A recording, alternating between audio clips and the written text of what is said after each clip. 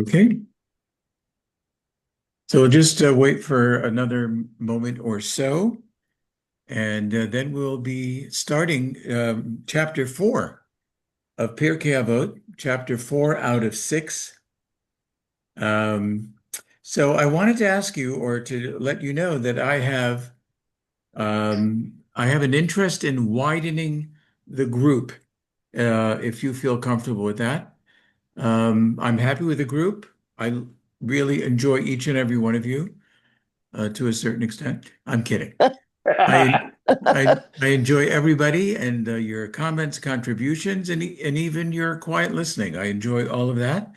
Um, and then I thought that maybe you might know of people who are your friends, colleagues, whatever, who may be interested in joining us. So if you do, I'm very happy to have you send them information to my WhatsApp.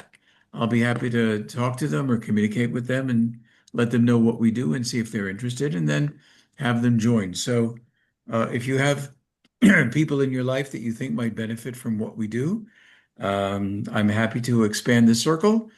If you feel like this circle is very nice and cozy and very intimate, that's also good. I'm happy to hear any thoughts that you might have on this. So here we are.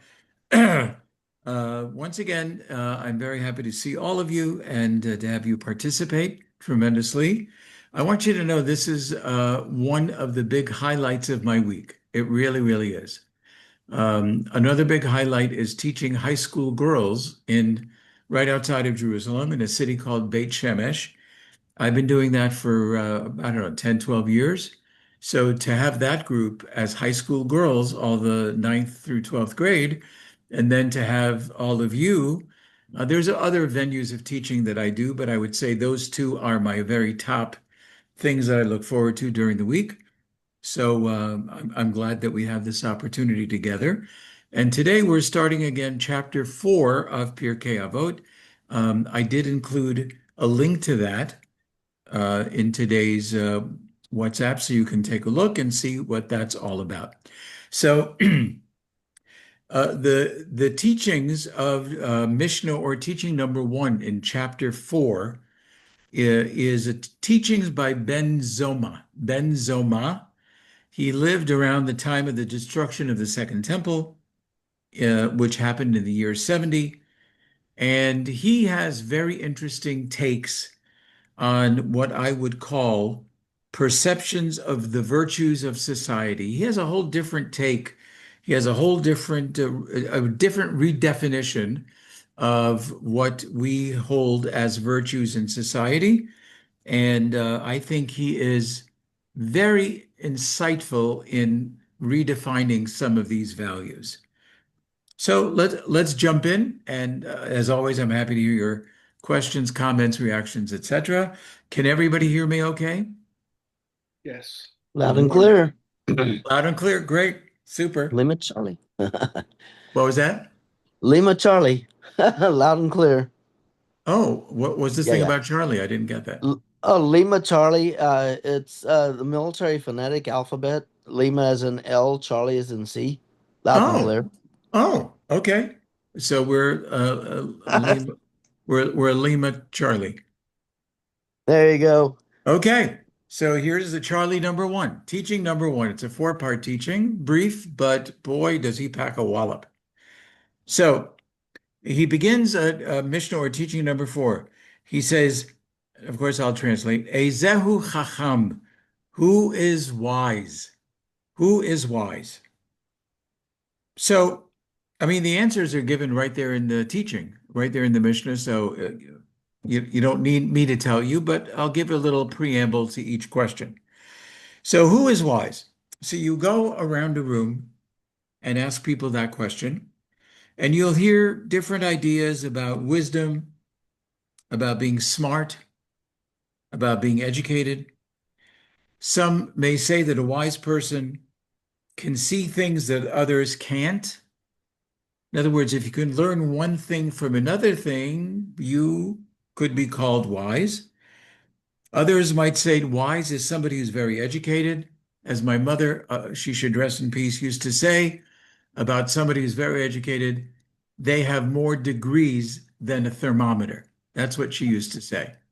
So some I people like say, that. who is wise? Somebody that has perhaps a lot of degrees, very educated. They have amassed a lot of facts and figures. They can attain high degrees, as I mentioned, or do unique research in an area that I don't know if you've ever sat through a graduation ceremony at a college or university or somewhere in an institution of higher learning, and you see the program, and they award the doctorate degrees, and then they say what is the title of their thesis, that got them the doctorate. And the little birdies can be swimming around your head saying, "What the heck is that title? I don't even understand the title. Forget the whole thesis." So is that wise? Is that what we would call wisdom? Somebody that has an endless resume of scholarly achievements. So I remember many, many years ago when I was at Yeshiva University in the Upper Manhattan, Lower Bronx area. A group of us were going to travel to some nearby city to do some teaching. And we had to leave at like 4:30 in the morning. Nobody wanted to leave that early, but we had to. And some friend of a friend who was going to ride with us says, "Do you mind if I come along for the ride? I need to go to exactly where you're going." And we said, "Sure." But under one condition. We knew that this guy was very, very smart. And we said, "We're leaving at 4:30. There's not a lot of exciting radio at 4:30 to keep us up. The condition is every 10 minutes, you have to talk to us about another topic." I'm not talking about baseball. I'm not talking about recipes, like really juicy, intelligent, intellectual topics. Educate us to every 10 minutes on another topic. It was a 4-hour ride, and he did.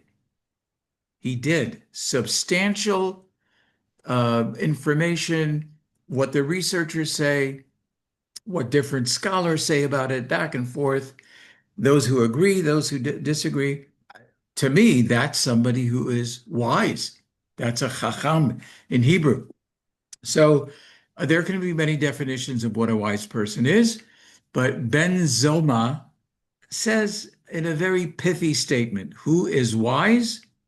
One who can learn from everyone. Cool, crisp. It doesn't involve book knowledge. It doesn't involve degrees or scholarship. If you can learn from anyone and everyone, he would say to you, you are wise, which I think is a brilliant insight. Who is wise? Anybody who listens. Certainly anybody who perhaps listens more than talks. You know, we know people who are the other way. They talk more than listen. But one way to become wise is to listen. Somebody who has a curiosity can learn from everything and everyone. Somebody who is humble is able to learn from other people because they know they don't know everything there is to know, and that's part of humility. They make room for other people's thoughts and opinions. You can learn from young children and senior citizens and everybody in between. You may not remember the name Art Linkletter. Some of you do. Yeah. Yeah. Remember he had a kids show called Kids Say the Darnest Things? And he was always going for comedy. Uh, who is better at adding numbers, Katie? Your mommy or your daddy? My mommy. It was cute. It was a cute half hour, an hour. I don't remember what it was. But sometimes what the kids say, kids say the darnest things. Sometimes what the kids say, you can learn something from that as much as you can from 100-year-old who maybe not that articulate or not doesn't form their words well. But boy, if they talk and advise or counsel or suggest something, wow, that's a nugget of of powerful stuff. So you can learn from anybody. You can learn from people of any background, any religion, socioeconomic level, anybody. And you acknowledge that truths are everywhere.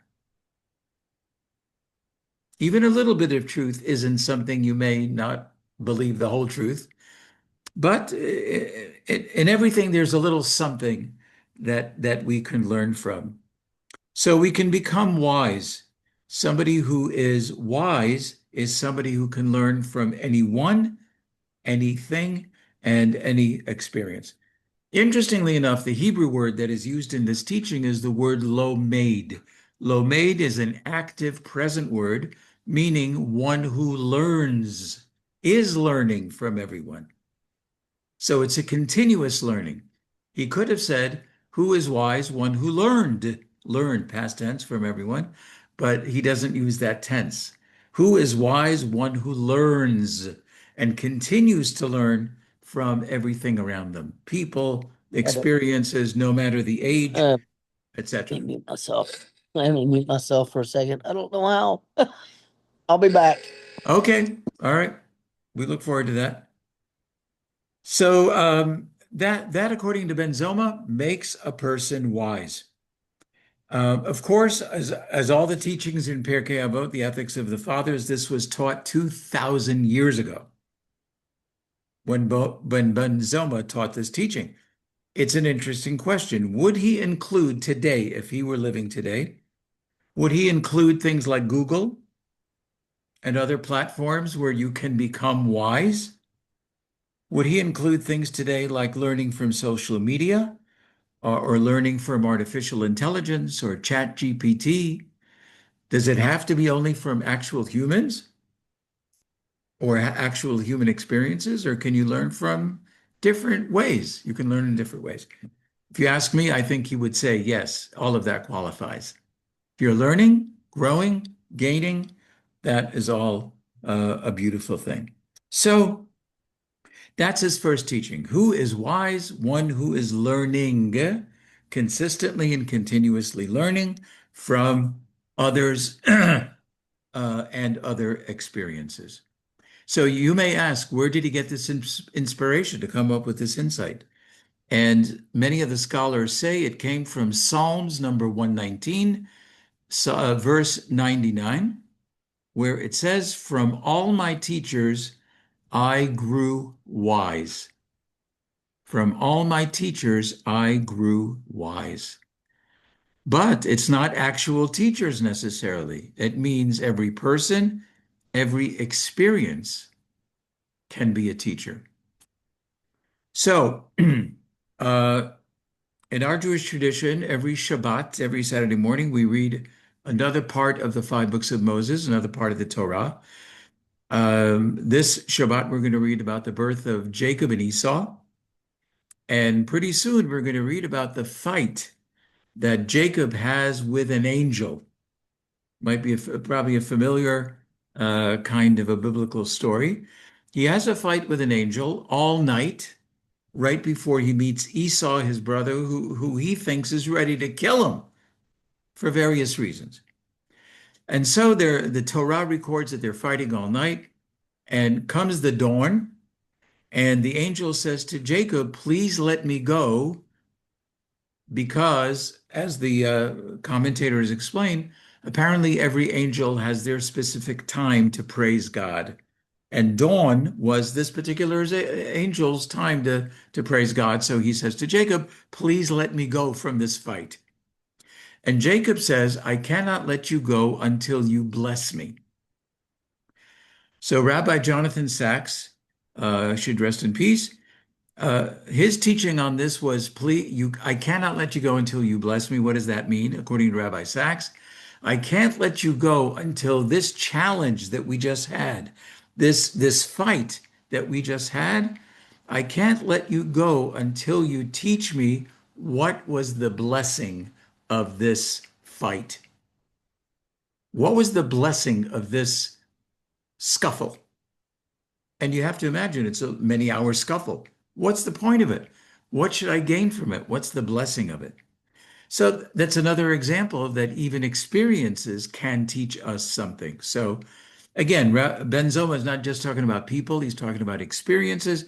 Whatever you can learn from, look around you, listen carefully, and that's how you become wise, by consistently being open to learning and growing and seeing what people are saying, what people are doing, experiences, individuals, young, old, no matter the faith tradition, we can always learn something from everyone and everything. So that's the first of his four-part teaching. A good place to pause and say any comments, questions, um, reactions.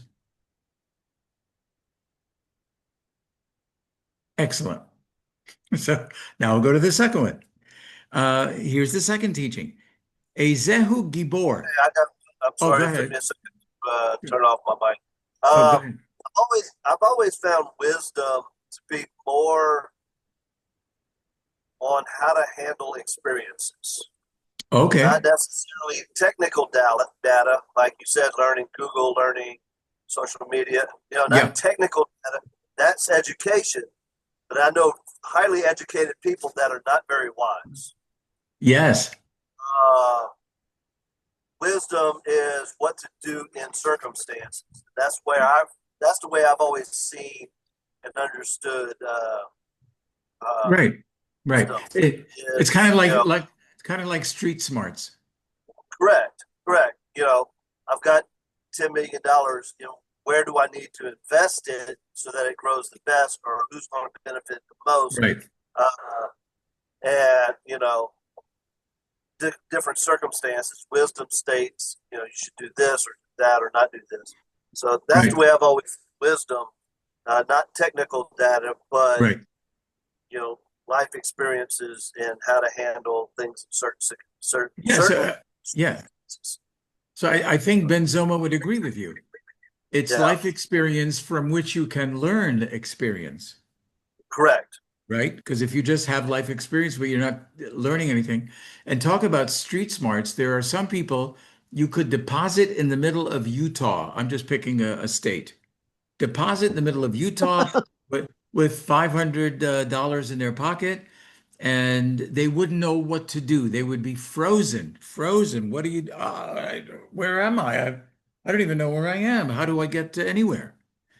And there are others who are very good at that. Okay, here I am. I have my phone. Let me call. Let me get a cab. Let me do this. Let me do that.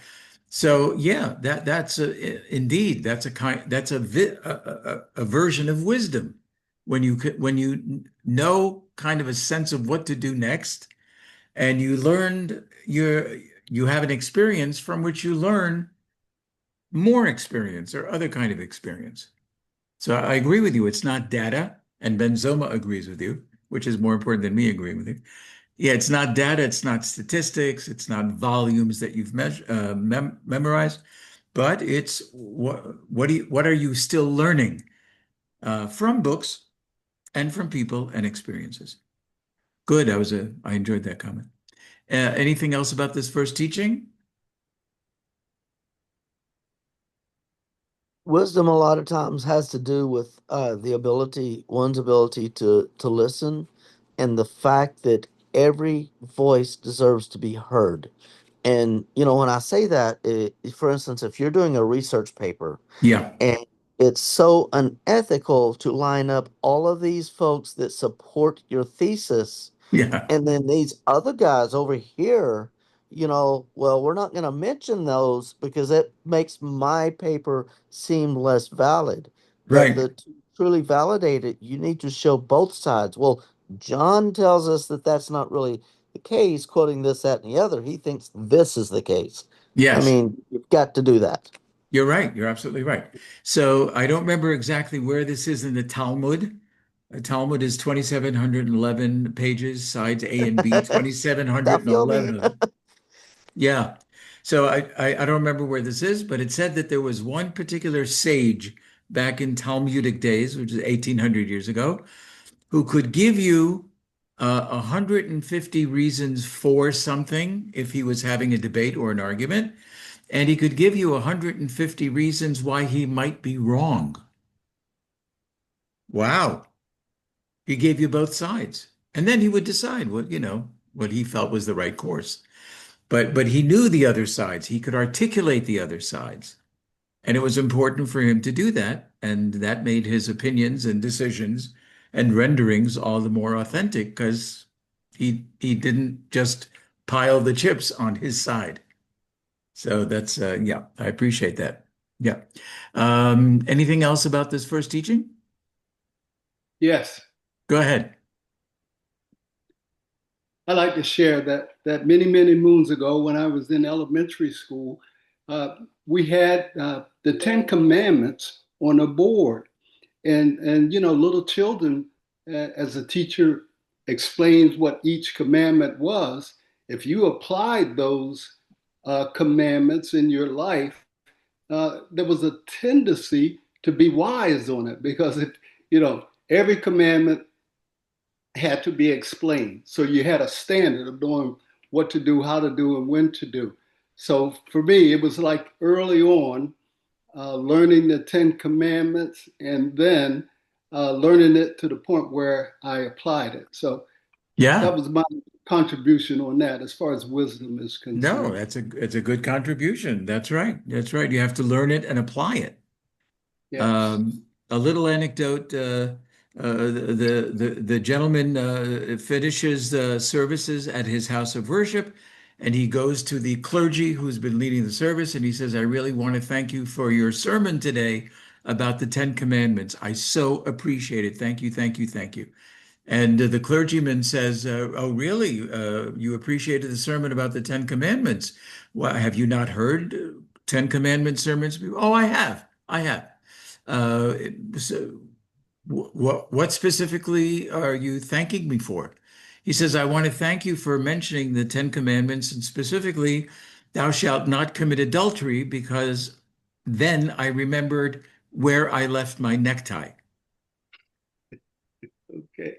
Okay, not particularly appropriate for this group, but okay. Anyway, but it gets a smile or two, or it could be gas. So here's his next teaching. Ezehu Gibor, who is strong?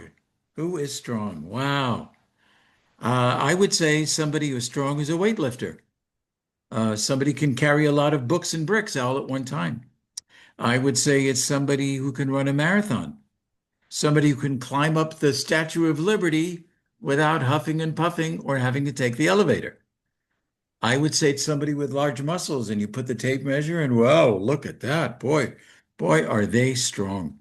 Somebody who can handle a lot of challenges without buckling. We often say, boy, that person has a lot of inner strength. So there's a lot of different kinds of measures of strength. And Benzoma says, good, but it's none of these. None of these. So what is it? Who is strong? One who can conquer their inclinations. Strong is one who can have self-control. That's a good one. That's a lot of insight about strength. If you have the ability to go negative about something, whatever it is, you may have various kind of leanings towards certain addictions, whatever it might be. But if you can control it and conquer it, so maybe conquer is a little too much of an expectation, but if you can control it on any level, you would be considered strong. You would be considered a very, very strong person. So, we know human nature. We all have a unique temperament. We have our temptations. Everybody's got different kinds of temptations, desires, and passions. We're all different in that. In some ways, we're all the same, but in some way, many other ways, we're all different with that. We have divergent drives and vices and distractions. And Benzoma is saying true strength is having the willpower, or even more important, the won't power. Not only the willpower, but the won't power to subdue a desire when we know it's either wrong or it's going to lead us in the wrong direction. One of these two is you can control that. I would say even momentarily, that is also a kind of a strength.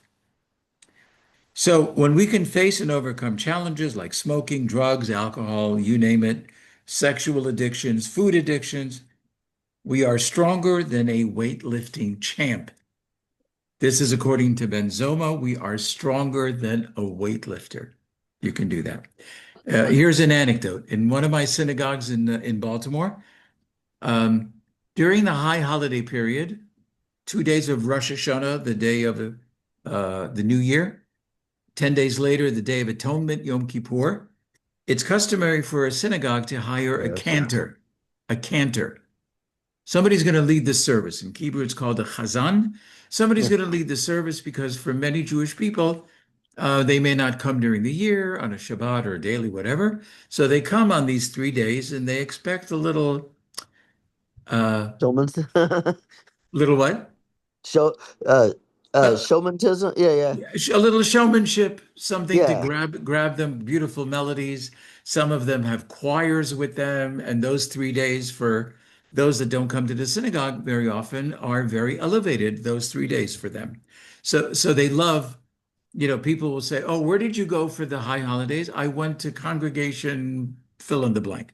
"Really? Who was the chazan? Who was the cantor leading the services?" And then people would compare, "Oh, I've heard him. He is fabulous, whatever." So here's why I mention it.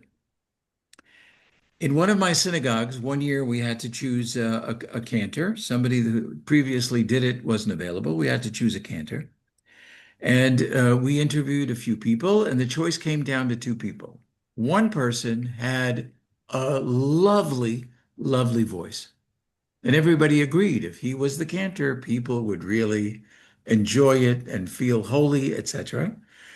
The other candidate, um, not as good a voice, good, not as good as a professionally trained cantorial voice, but we knew about him because he mentioned this in his interview that he was a recovering addict. I don't remember the addiction. This was many years ago. It was either drugs or alcohol. Recovering. Interesting, if we know anything about the field, we don't call these people recovered because it's rare that people have recovered. You're recovering. Recovering means we're struggling with it, and now we have 35 years of no alcohol. Wow.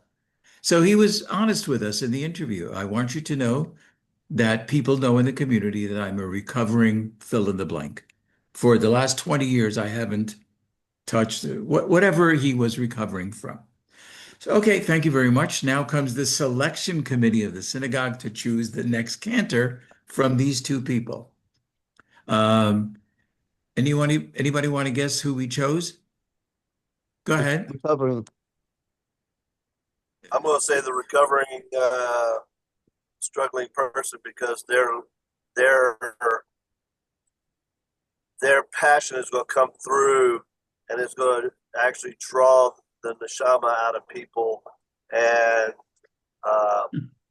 and bring it to a higher elevation. Yes, I couldn't have said it better. As both of you said, yeah, the synagogue committee chose the recovering uh, addict. They felt that he is praying or will pray from a special place that will make up for not having as good a voice as the other gentleman. We're willing to forego the voice to get somebody who has been sincere and whose very emotion in front of God, representing the congregation, will undoubtedly come through and elevate the people and will be a worthy representative before God as somebody who has struggled and for the last 20 years has achieved. And that is what Ben Zoma says, who is strong, one who can contain um, um, their passions, etc. So that to me is another brilliant, brilliant insight from Ben Zoma. And it redefines what society would say is the value of strength. Strength is weights, running, marathon, the 100-mile marathon or whatever. So far we have two insightful teachings from Ben Zoma. Who is wise? One who is continuously learning from various things. Who is strong? The one who can control their passions and temptations, especially if they lead them in the wrong direction. You can control that. You are stronger than a weightlifter. We'll do the third one and then ask if anybody has any comments, commentary, etc. Now he wants to know who Ezehu Ashir, who is rich. Yeah. That's a good one. Who is rich? How do you define richness? So we know what society would say. Who is rich? Wow, somebody's got lots of money, lots of property, a millionaire, a billionaire, or somebody who has a lot. They don't have to be in the millions, whatever. Somebody who just got a huge inheritance. That's rich. Somebody with a lot of stocks. Jay Leno, Yeah. besides all the money he has, he's got what? How many dozens of Cars. cars? He's got dozens of cars in his garages. At this point, it's got to be garages. That's pretty rich. Somebody like that is very, very rich. Somebody owns a lot of stocks, etc. Do you remember Robin Leach? Yeah. Lifestyles. Robin Leach, Lifestyles of the Rich and Famous. If you caught any episode of that, you would say whoever he's talking about, that's a rich person. Property, all acreage, the house, gold gilded pillar, whatever. Ben Zoma has a whole different take on this. Who is rich? He says in Hebrew, Hasameach bechelko, one who is satisfied with what they have. What a brilliant insight. If you are satisfied with what you have and you're happy with it, and you feel that it was divinely given to you, and this is what you need, and this is perfect for you, you are a happy, rich person. You're content. You have gratitude for what you have. You graciously accept what God gives, and this is as important, you don't begrudge what God withholds from you.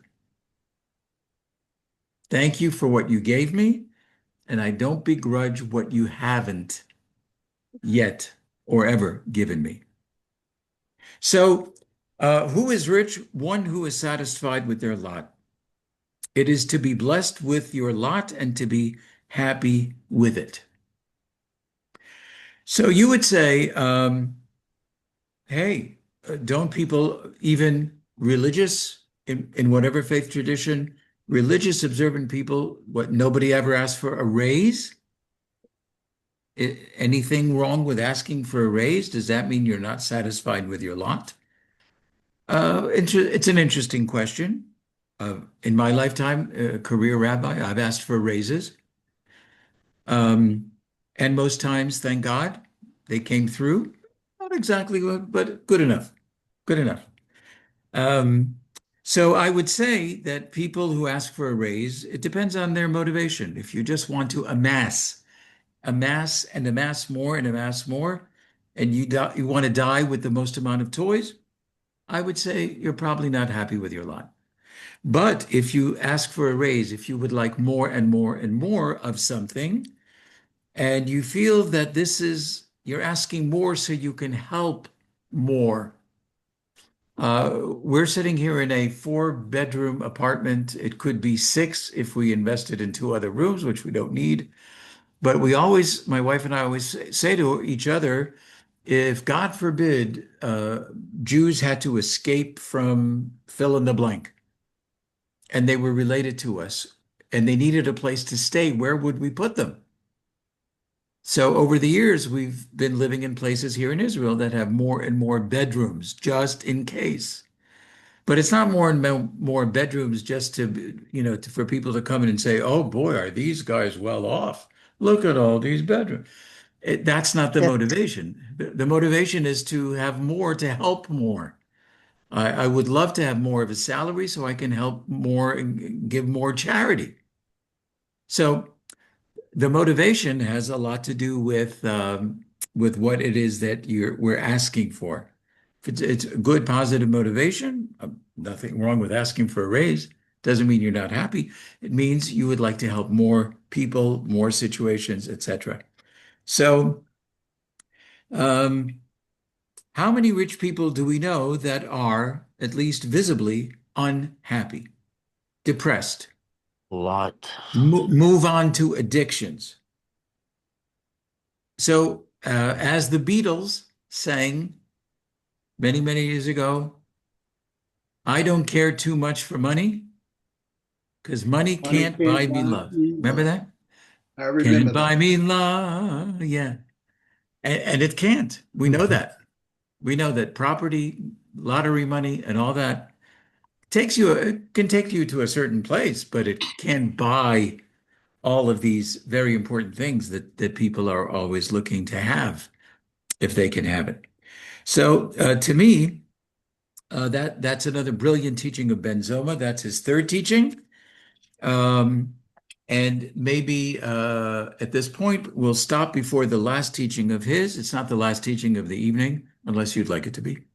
Any questions, comments, reactions so far to anything we've studied?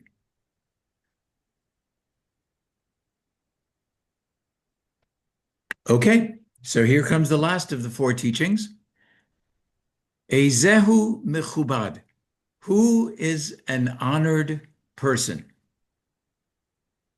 Another way of asking it, how do you get honored? So I would say, well, there are many ways to get honored. You do a lot of good things, so they throw a dinner for you. Is that a good way? That's a good way to get honored. It's a good way to get respect from others. If I have fame and fortune, I am likely to get honored.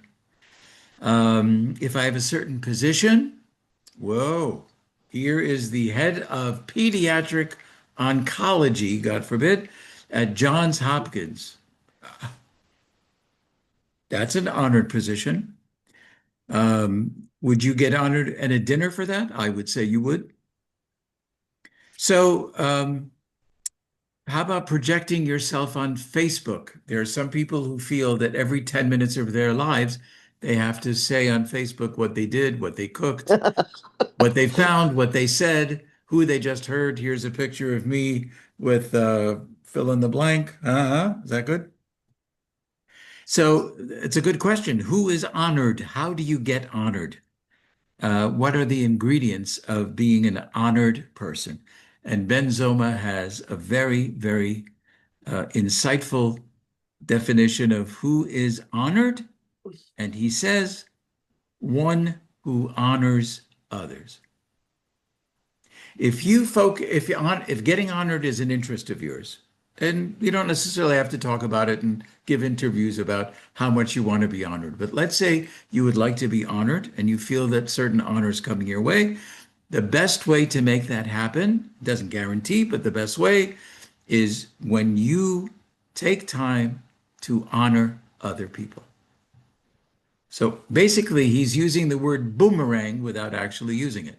When you honor other people sincerely, that will boomerang to you to perhaps get honor.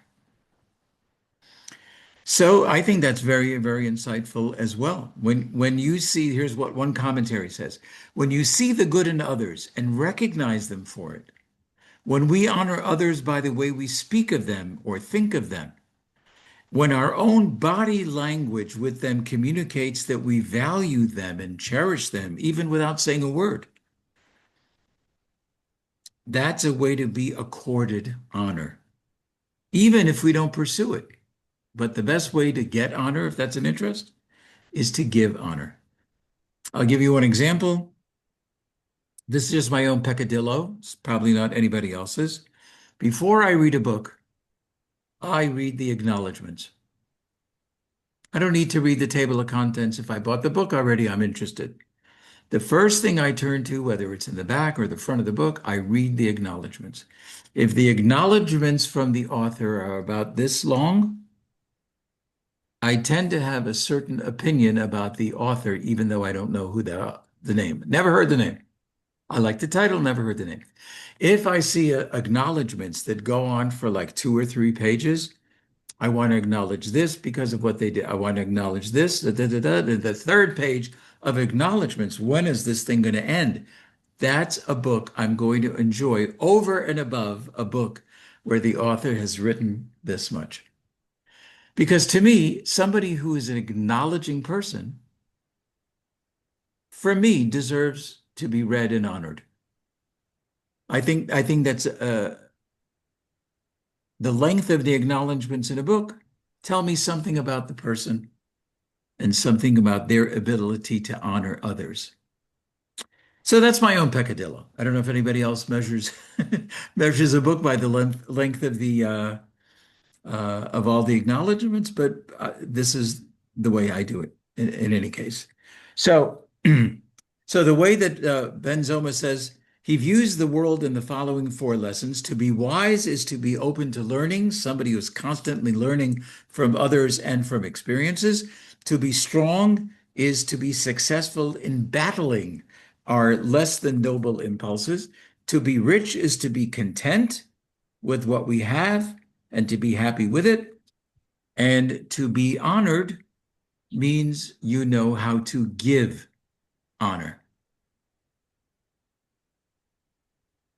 So before we move on to the next lesson, for which we have time, any comments, reactions, Yes, comment? I'd Yes. like to On, share on that. any of this, on any of this. Sure. Okay. But I'd like to share that to be honored is extremely important, especially among your peers. Your peers know you, some basic things about you, your character, the Yes. struggles you're going through. Yes. Just the overall appreciation draws a lot of strength to a lot of people. So that type of honor is, I think, is extremely important. What you're saying when you give it Yeah, and receive it and also, receive it. Yeah. and receive it because Yeah. um, if you're the recipient of someone else honoring you, there's a sense of joy there. Yes. Um, Other people contributed; they know what you're all about, and Yes. Yes. the appreciation is extremely important. So that's how I feel about that. I feel about I agree with you 100%. How many people do we know? It could be, I'm looking at some people right now. I don't know. Um, how many people do we That, know that have valid complaints? I don't know if complaints is the right word, that wherever they're working, they don't seem to get the kind of Yes, appreciation that they feel they should get. that's And they're true. not, I always say to my wife, and she'll tell you I say this often, that, I just did something, blah, blah, blah for somebody. And I would say to her, I don't expect a parade or confetti, but if they would say thank you, that would make me happy. Two words, just say thank you. Don't give me a dinner, just minimal. So I agree with you. That's very important for us to get it. And Ben Zoma is teaching it's very important for us to give it. Yeah. how, Yeah. how about how about those of us who prefer to do things in silence? For Good. instance, yeah. I mean that's to me that you know internal feeling is far more important. It's like you go to shul and it says, brunch is sponsored by, John and his family or what have you. You Yes. know, we came by a lot of benchers, so Oh, it's the something Grace that After Meals booklets that people yeah, distribute at weddings, bat mitzvahs, and stuff like yeah, that. yeah. So, Yeah. our synagogue didn't have any. So it's like here, but the thing is, we don't want, hey, we want to thank the Harrises for bringing these and donated them. It's that we want to give them, but we don't necessarily want to be showered with Yes. the thank you. Good. So you've made a good point, Glenn. You've made a very good point. And this is a very important point in Jewish teaching, namely, the best kind of charity, whether it's financial, verbal, a touch on the shoulder for somebody who needs that connection. The best kind of charity is done anonymously.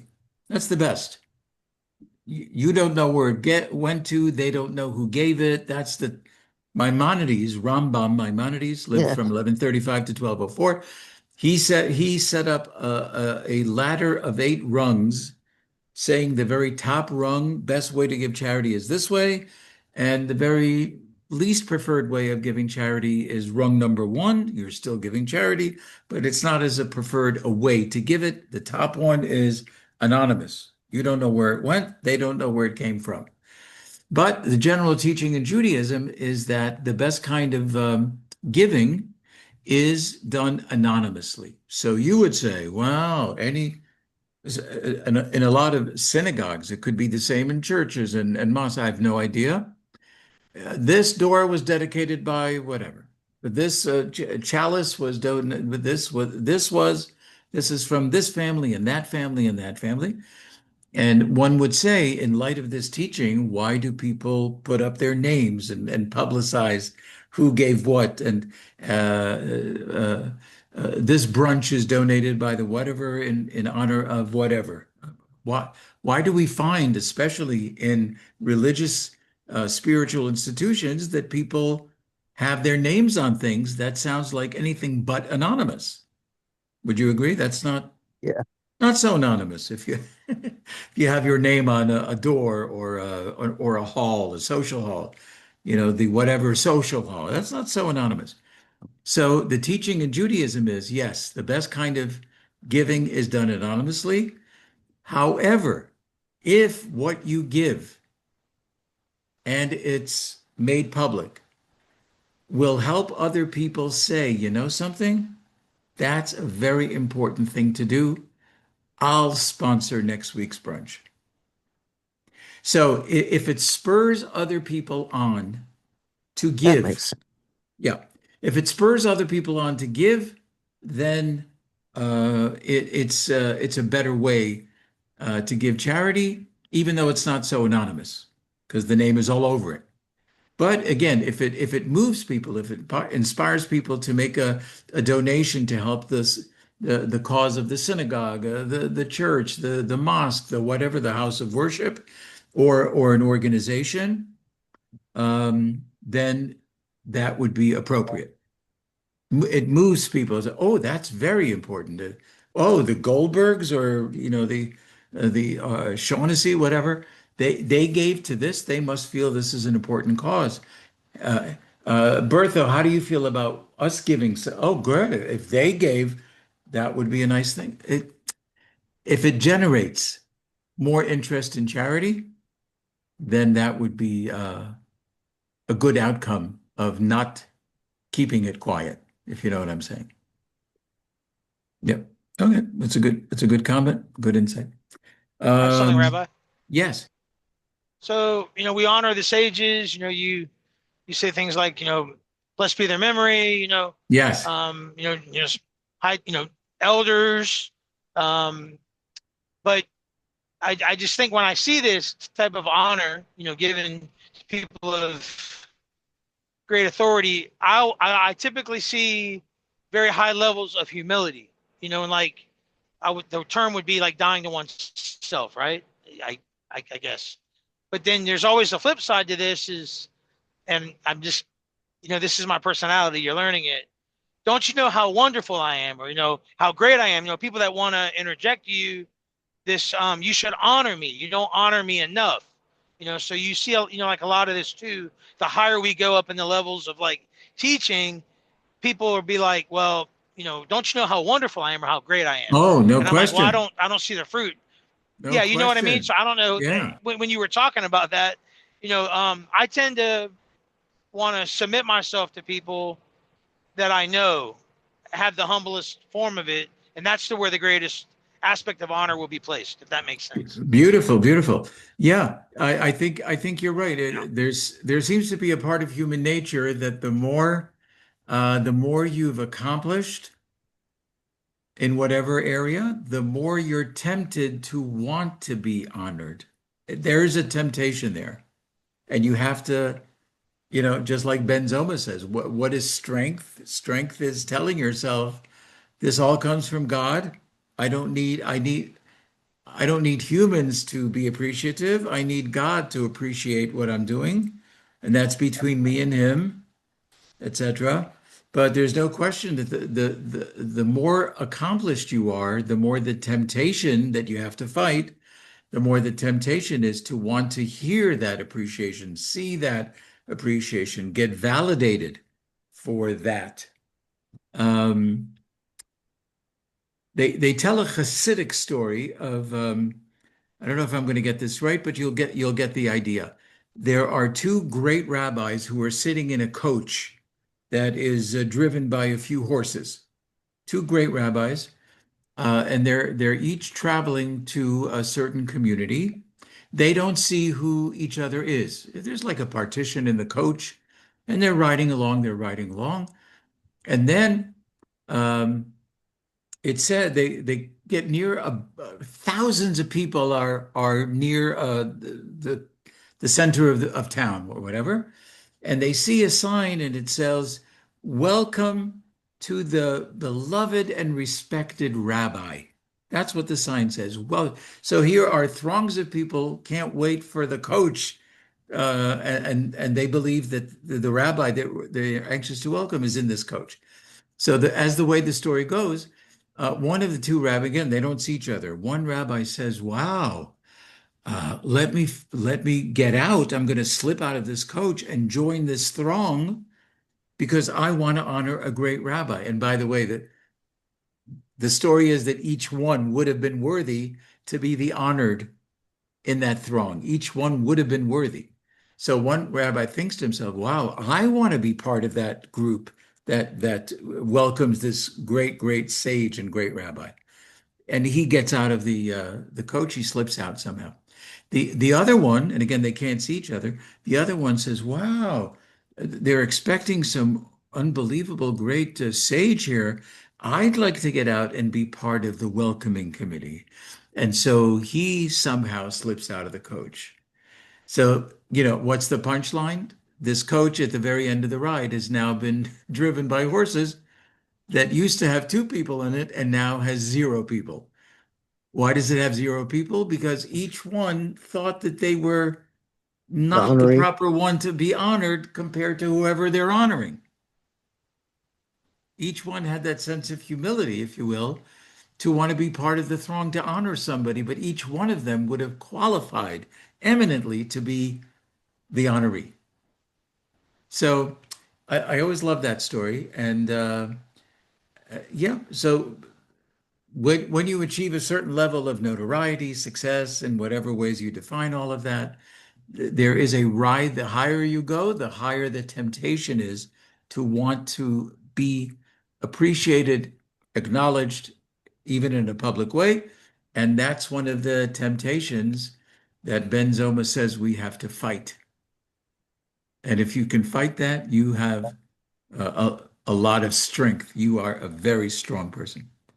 So I appreciated that comment.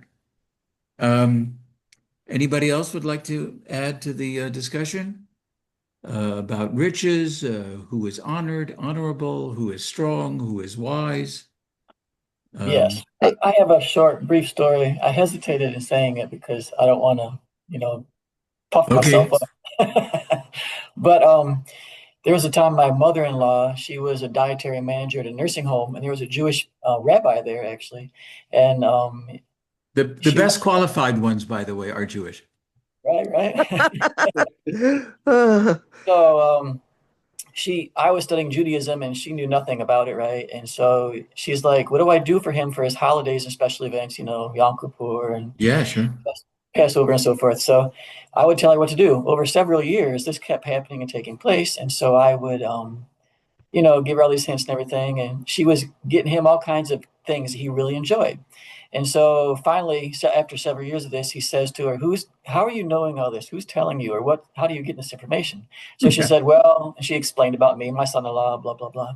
And so he invited me up there and put me in a place of honor, which I didn't really realize at that moment. But it was, I sat to his left at the Passover Seder table, Oh, and I was the one closest to his heart, right?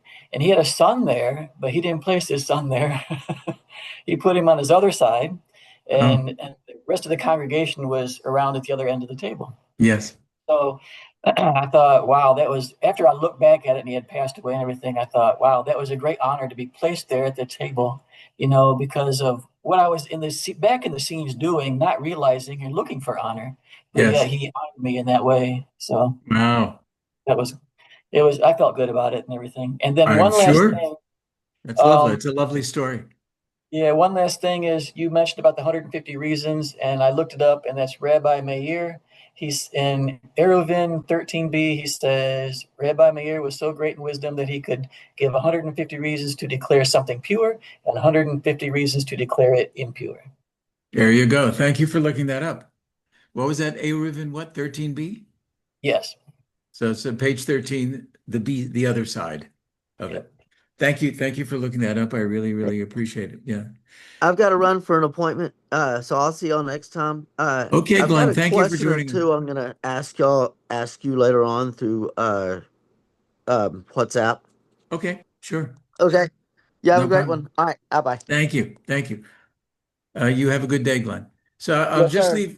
I'll leave you with one anecdote because I see it's almost the hour and the next piece is better to save. Um, when I was in Stamford, Connecticut, nearby, there's a city called New Canaan.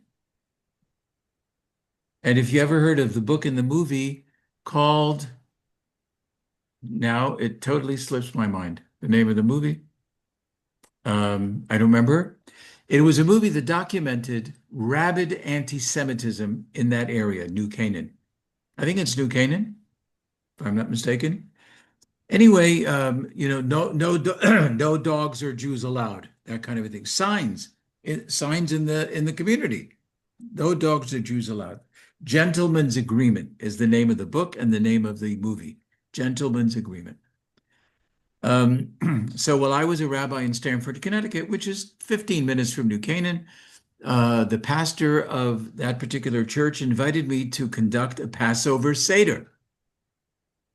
He says, bring 20 of your congregants, I'll bring 80 of mine, and we'll all enjoy a Passover Seder together, not on Passover, but like a week before Passover. Great, great, great. So we had a magnificent Seder. How those 80 people knew so many of the melodies of the Seder, I still can't explain. They were all loud and it was more than my 20. I mean, they were singing with robust and cheerful and everything. So in a Seder, part of it is you come to a point after the meal where somebody goes to the door, front door of wherever you're living, and opens the door for Elijah the prophet. You open the door for the spirit of Elijah the prophet to come in. So I'm looking around and I'm saying, well, I don't need to take one of my own congregants to do that because they do that every year at their house. Let me pick somebody from the church. I'm looking around, I'm looking around. I have no idea what makes me choose this woman. Hi, what is your name? Whatever her name, Helen. Helen, I would like to honor you with going to the door and opening the door for Elijah. I explained what does that mean? And she said, okay. So I noticed that her walk was not so easy. It was a little hard for her to walk and balance and whatever. Her husband took her to the door and she opened the door. We did what we did. She sat down and I could see that she was a little bit emotional. Not sure where that came in. Anyway, 6 months later, I get a letter from her husband, email, letter, I don't remember which. And he says, you can't know what you did in honoring my wife to go to the door to open the door for Elijah. You probably had no idea that she was dealing with an illness that the doctor said to her, we don't know how long you have. And they gave her a very brief amount of time that she has left. So her husband writes in this email or the letter, he said 6 months later, nobody expected 6 months. Everybody expected a fraction of 6 months. Nobody expected a half a year that she would still be alive. He says she passed away a couple of weeks ago, and I want you to know that my wife said, and I agree with her, says her husband in this letter, my wife said that she believes with all her heart and soul that the reason that she was given the extra 6 months was because she was honored to go and open the door for Elijah the prophet. So I had no idea what I was doing. I have no idea if there's a connection. Personally, as a man of faith, I believe there's every connection. You know, God orchestrates and does what he does to put all the chess pieces where he needs them. But in terms of honor, she felt supremely honored and felt that that honor is what gave her purpose to continue for another 6 months. Yeah. So, and by the way, of course, the pastor and myself both highlighted in our welcoming remarks how unbelievable it is that after all those years later, after gentleman's agreement and all the virulent anti-Semitism in New Canaan, here we are in the year whatever it was, and Jews and members of the church are celebrating together. You invited us, you welcomed us into a community that repelled us and hated us for such a long time. And how do you like that? Change of atmosphere, change of thinking, etc. So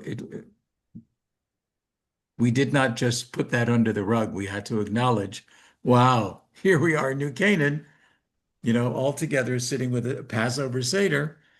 And it really, truly was a blessing, besides this woman that felt very honored to open the door for Elijah the prophet.